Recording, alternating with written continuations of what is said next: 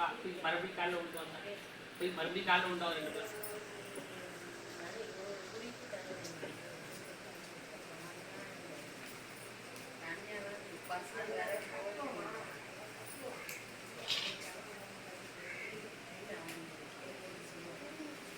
கருப்புசாமி அப்படி போய் உன் கட்டுமனையை போய் பார்த்தோம்மா.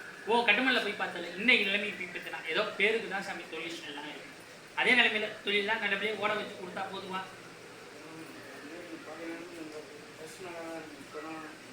அப்படி போய் பார்த்தீங்கன்னா சொன்னா குடிப்பியா?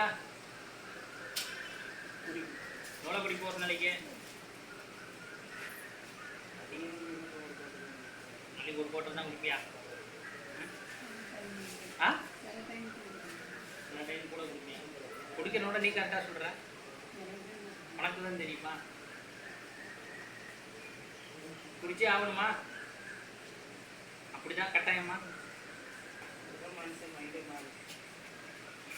சார் நீ மட்டும் போய் காலையில் வந்துட்டு வா, போய் காலையில் வந்துட்டு வாப்பா. கருப்புசாமி அப்படியாப்பா? சரி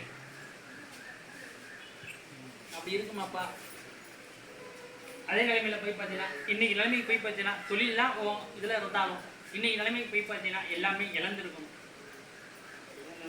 பழக்க வழக்கம் அப்படின்னு போய் பார்த்தீங்கன்னா அதுவும் சரியில்லையப்பா. கூட இருக்கிறவனே உனக்கு எதுவுமே சரி கிடையாது. வெளிநாட்டுக்கு போனால் அதுவும் சரி போட்டாங்க.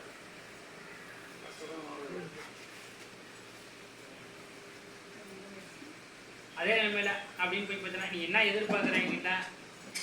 கஷ்டம் போயிட்டு கஷ்டம்னா என்ன? தொழில் வேணுமா? தொழில் இருந்துச்சு, அதையும் விற்றுட்டேன். கஷ்டத்தோட தொழிலையும் விற்றுட்டேன். திரும்பி வெளிநாட்டுக்கு போகிறது கடன் தான் எனக்கு திரும்பி எழுதிட்டே. அப்படியாப்பா? சரி உன் தொழிலை ஃபஸ்ட்டு சரி பண்ணி கொடுக்குறேன்ப்பா.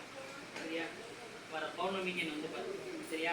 உன் தொழில் இப்போதைக்கு உன் தொழில் போடுற அளவுக்கு நீ போகிற இடத்துல உனக்கு கையாலே பொருளாதார அமைச்சு கொடுத்துறேன்.